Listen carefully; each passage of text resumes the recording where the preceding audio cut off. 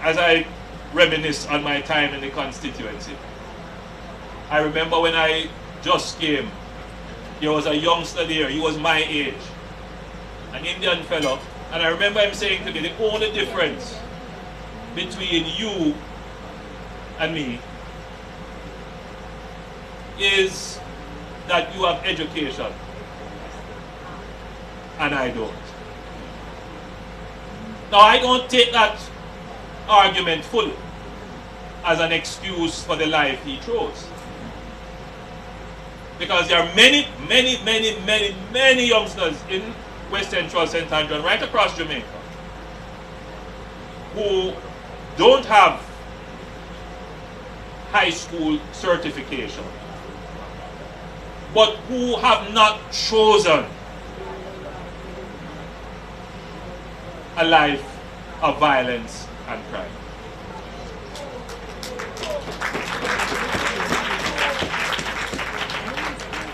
So the lack of education and social opportunity does not absolve the individual of the responsibility and the duty not to be involved in crime. But we acknowledge that life is much more difficult for our youngsters who are not educated, who don't have a skill, who are not marketable. And so government has a duty and an obligation to ensure that all our youngsters get this opportunity that education offers. And so for my constituency and nationally, we will be focusing more intensively on ensuring that our youngsters get that opportunity. The government must take strong measures to send a signal that the intentional taking of life through violence, there can be no equivocation, no excuse that it is wrong under all circumstances, and that the punishment for it is very harsh and significant. So we're starting this process of changing the penalties in our law for crimes related to the use of intentional violence resulting in death. So crimes such as the possession and use of firearms, those must be dealt with harsh punishment that sends a clear and unequivocal signal that guns and weapons are not going to be accepted or tolerated in the society.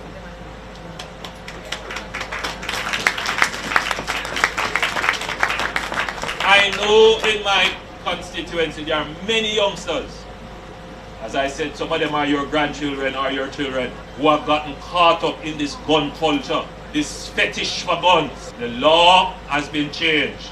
If you are caught with an illegal gun, the penalty is minimum 15 years in prison. Minimum 15 years in prison. And depending on the nature of the crime going forward relating to guns, you could get life imprisonment. Somehow in the minds of people in Jamaica, they don't understand, especially the gunmen, the criminals who are pulling the trigger. They don't understand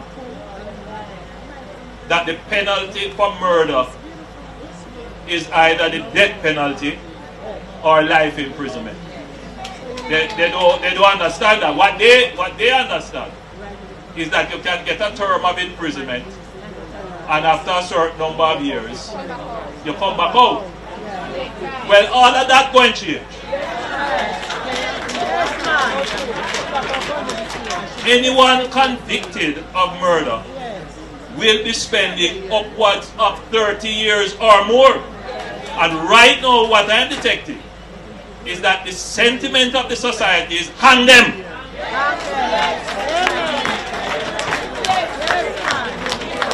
I have my own personal views on hanging. But I appreciate and understand what the society is saying. The society is saying that those who take a life, their life should be taken away from them.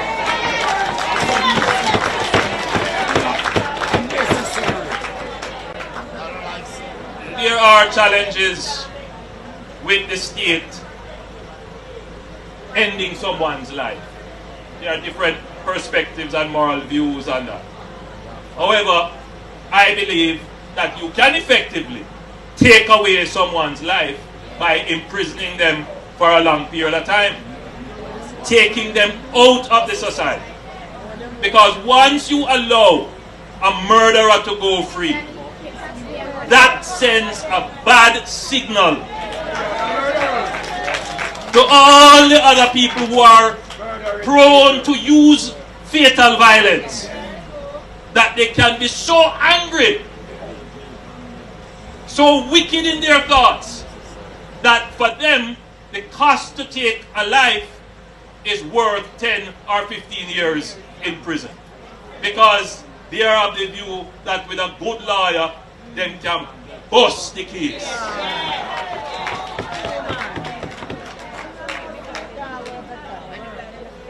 And it empowers and emboldens.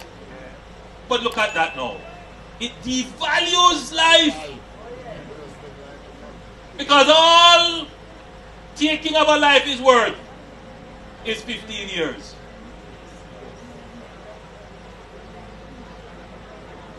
So we have to change that. We have to change it by sending strong penalties to the criminals. So that when, no, I'm not saying that criminals are rational people. They're not sitting down and thinking and calculating. They're just going out there and act. But when confronted with the reality of their friend being locked away forever, it does change in their mind their behavior. So there is no question that higher penalties can be a strong deterrent and can shape behavior.